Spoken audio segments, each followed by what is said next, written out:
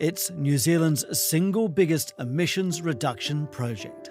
A $300 million electric arc furnace is being built at the Glenbrook site south of Auckland within 3 years. With the single biggest amount of taxpayer subsidy. Without the 140 million contribution from the government, this project would not happen. Why would you give $140 million to a profitable, large foreign steel manufacturer? Now the project is predicted to reduce emissions even further. But with fighting cheap imported steel and earnings way down, is it enough to keep NZ Steel in New Zealand?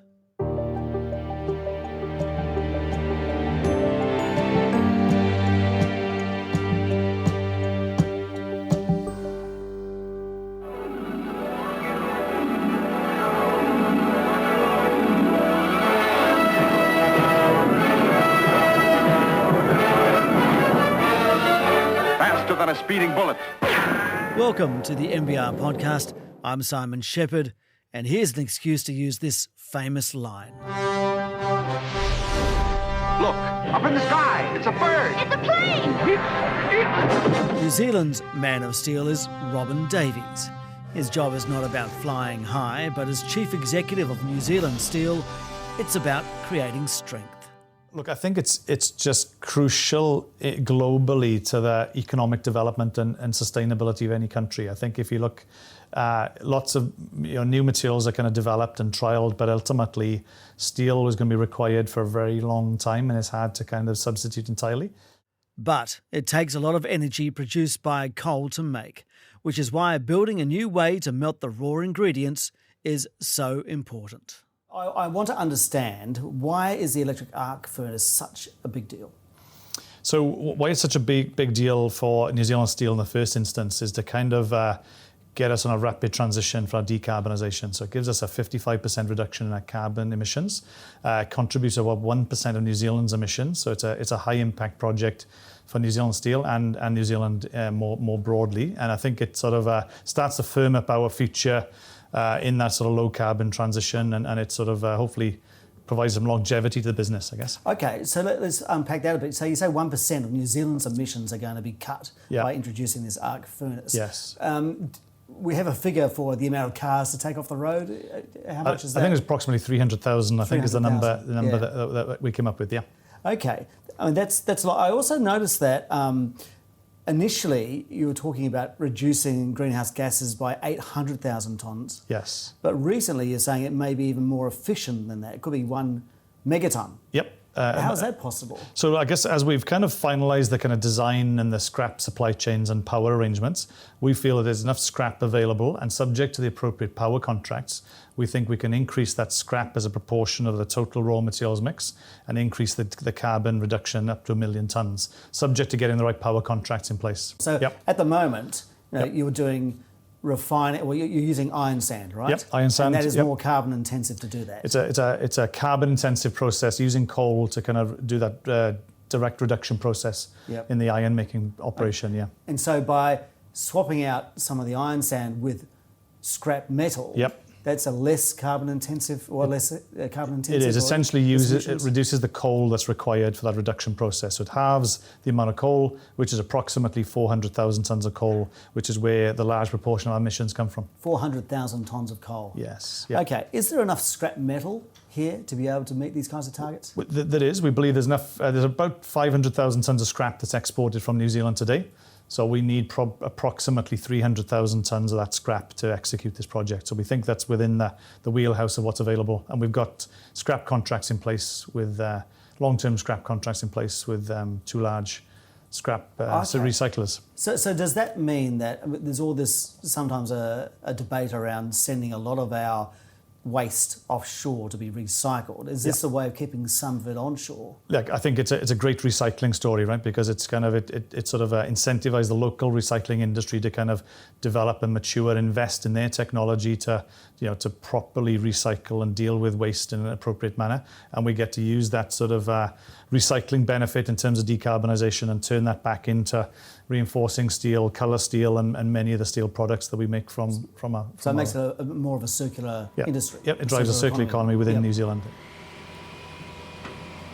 So we're in the early stages of setting up the construction site now, and obviously getting the all the sort of contractors kind of set up in their various facilities, and so at the piling stage at the moment. On a quick tour of the site, there's a row of waiting concrete trucks as the foundations are poured. We're in amongst a sort of live operating plant, and then having to move various kind of bits of equipment around to enable the kind of work to happen in parallels. With the construction industry downturn, it's actually a good time to build. There's fewer problems with supply of materials and labour. Still, it's more than a year away from completion. To help fund this project, NZ Steel will receive $140 million from the government, is that correct? That's correct, yeah. So it's it was part from of the giddy fund, yeah. The giddy fund, which was the Government Investment in Decarbonising Industry Fund. That's right, yeah. So is that what made it possible?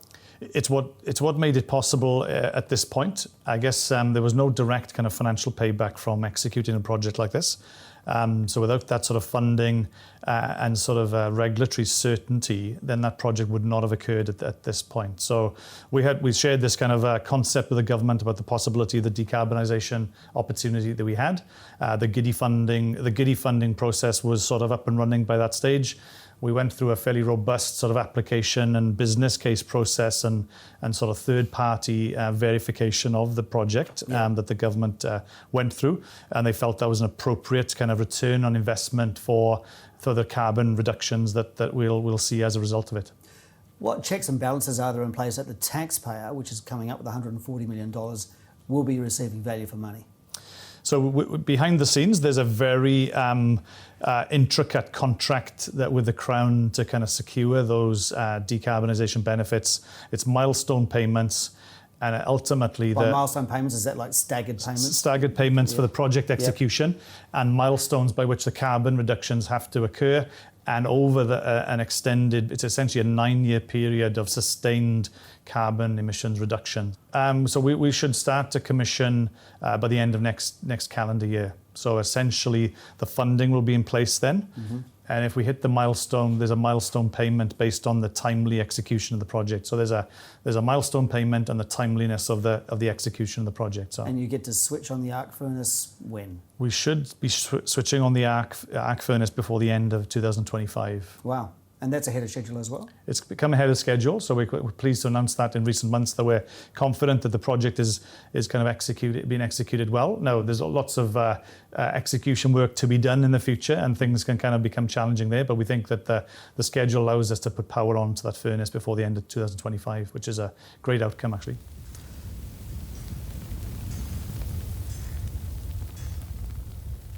Just some background here. The project will cost $300 million. Taxpayers will contribute, as we said earlier, $140 million. The coalition government at that time lauded it as New Zealand finally doing something major about its emissions. Aotearoa has been very slow to get started on decarbonising our domestic economy. It was attacked by the opposition.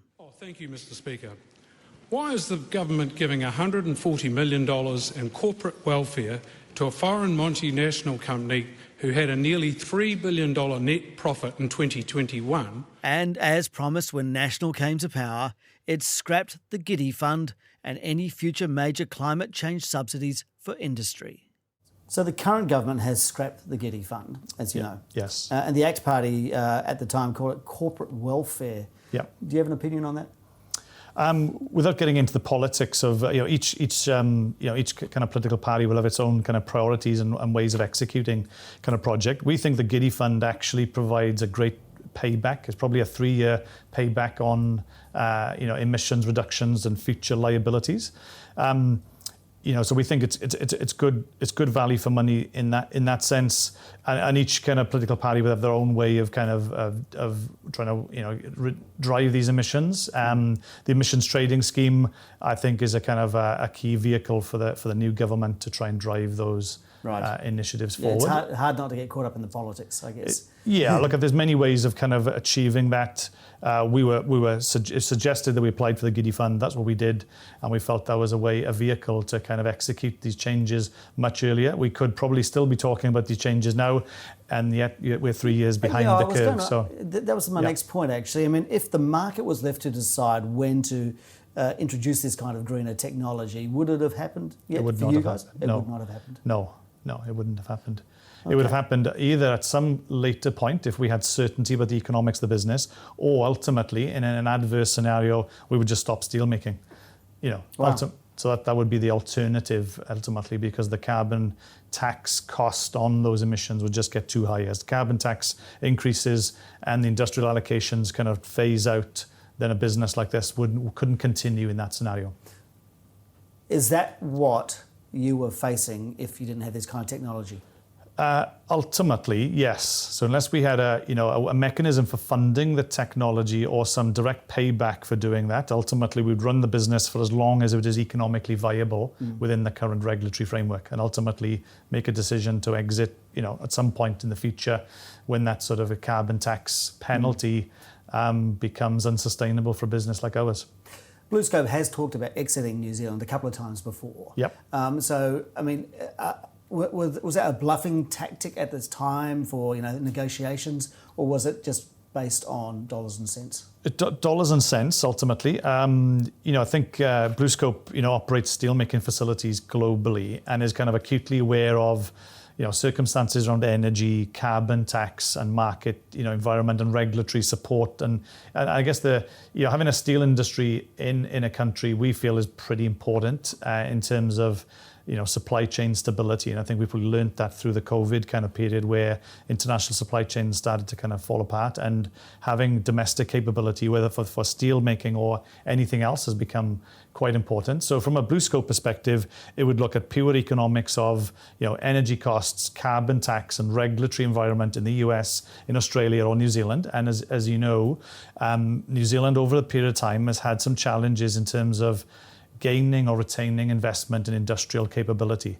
So we know about the refinery. Yep. And the more recent examples where large industrials have chosen to sort of exit those kind of facilities because either energy cost, carbon tax, or some regulatory uncertainty. It plays into the thinking. So it's a pure economic kind of decision. And I think New Zealand was an early adopter of the emissions trading scheme and carbon tax. So that, if you go back 10 years ago, that was no other country was even kind of thinking about it in the main, other than European Union, let's say. Yeah. So, being let's say a leader in that scenario creates some uncertainty. So that BlueScope would have had concern about what happens with this emissions trading scheme, what happens with carbon price, what happens with energy costs. Yeah. All of those things would have compounded its thinking about what do we do with this kind of facility. So you're saying that those kinds of considerations would have been taken into consideration about whether it would stay or go. Yes. But things are not rosy. With the construction industry in the doldrums, NZ Steel has seen its bottom line hit hard. Earnings dropped by 66%. You are the only New Zealand steel producer, 650,000 tonnes a year. Is that right? That's right. Yep. Okay. But how is the industry? How would you describe the price of steel and the demand for steel right now? So I would say in today's circumstances, we'd probably class it as sort of GFC sort of levels of domestic demand. As bad as the GFC? Yeah, GFC in terms of domestic demand. So our economy locally, building construction, we're very much tied to those supply chains. They're about as flat as they've been for a long time. So probably GFC scenario there from a demand point of view. And then globally, you've got the situation compounding it where China is kind of, has got a weak economy in its own right, continues to produce a lot of steel, which depresses the global kind of commodity price. So we're global commodity price exposed, and we're exposed to international competition, rightly so. And that's a combination of very low steel prices and weak economic conditions in New Zealand is quite tough for our business today. So we've had a period where we performed pretty well.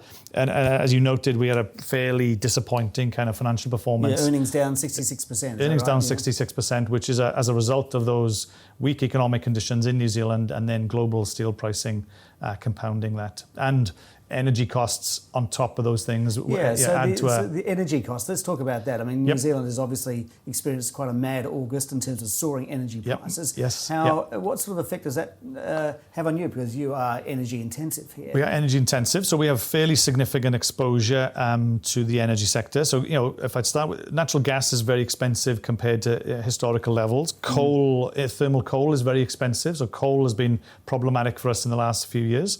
And also then when you go to electricity, any spot price exposure that we had in August was extremely expensive. We're probably an average of $400 a megawatt hour. We managed to sort of keep the plant running to a degree. We have cogeneration facility. We take out hedges. Cogeneration, you take excess gas and use it to generate electricity? So about 50% of our own electricity demand. We took hedges out for maybe 6 to 12 months prior to cover some of the other exposure at around $220 a megawatt hour, which felt horrendously expensive when we took the hedges out, but they looked really good in August in the end. And we managed to reduce our spot price exposure by taking away shutting mills down during those peak periods to avoid the full exposure. So we probably, maybe fared better than some might have done who were fully exposed to spot pricing and had to close entirely. So you take all that into consideration, and you're just about to put in a massive electricity-based arc furnace. I mean, you're depending on this power grid that is going through some crazy times at the moment. Yes. Are you regretting that decision? Do you think it's still sustainable because of the power prices? So I guess one thing we did do as part of signing off the electric arc furnace process was signed off a 30 megawatt power contract with Contact Energy, and we worked with them as part of the project sign-off. So we have that PPA in place, which starts from the date when the electric arc furnace comes on stream. So a PPA gives you a guaranteed sort of cost level, doesn't it? Yeah, so we got a certainty of price and firmed price for that period. So that gives us a good level of kind of certainty for that project. So we could not entertain building electric arc furnace, as you rightly point out, with spot pricing exposure that we see today. And as part of the kind of moving to the 1 million tonnes reduction, we're in the market right now to seek maybe up to a further 50 megawatts of power on a similar basis, on a similar term. So a lot of things going on in the industry at the moment. You've got your energy costs, you're building this massive arc furnace, and basically the market is subdued or flat, as you say. Are you also having to cope with lots of imported steel, affecting your financial performance as well and affecting your ability to sell? Look, steel has been imported into New Zealand for a long time. We're kind of, it's an open market. There's no trade barriers. So steel is imported and exported in a commodity sense. And I think we deal with that competition through all parts of the cycle. It's probably more prevalent on impact on price and probably just a weak demand. So that's probably how we would kind of characterize that. The fact that, we'd always have to back ourselves to kind of peak fairly in an open market. So that's our lot in life. So can you compete when you've got massive projects like I think it's the Christchurch Stadium, or there's a Seascape building there, and they're all built with imported Chinese or Malaysian steel. What does that do to you guys? Look, we contribute to those types of projects fairly significantly with all the reinforcing steel and the cladding. There's some products we don't actually make in New Zealand, so that's imported anyway. So, look, I think we accept that as our lot in life to kind of compete on a fair trade basis. Not all steel is traded on a fair basis, but that's probably a topic for another day. What do you mean by that? I think in terms of steel that's dumped or subsidised globally, that's a global kind of issue, and that affects New Zealand as along with any other country. Right. So steel that's produced with a government subsidy overseas and then gets dumped in another market. Does that happen here? It does. Yeah. It does. It does. Yeah. You've gone to the government about this quite a few times, BlueScope. We have. Yeah, but you've never actually had any result from them. They've never really agreed, have they?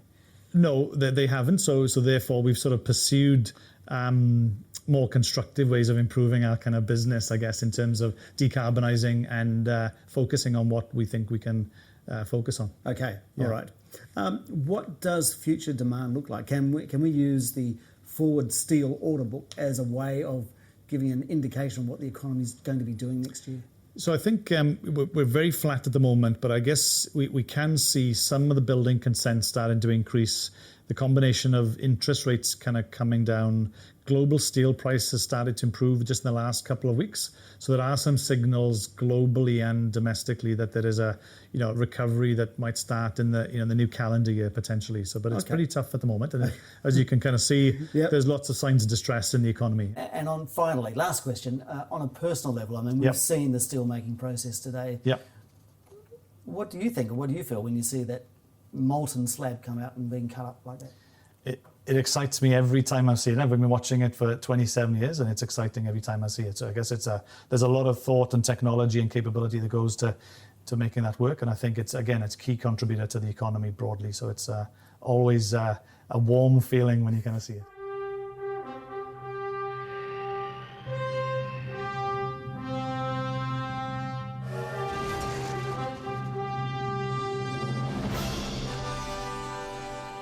So that's Robin Davies, New Zealand's man of steel, even though he is Welsh and works for an Aussie company. And that wraps up this episode of the NBR Podcast. Audio used is listed in the description. Thanks to content producers Jake Latham and Joseph Hisayasu and creative director Michael Hickmott. I'm Simon Shepherd. We'll catch you next episode.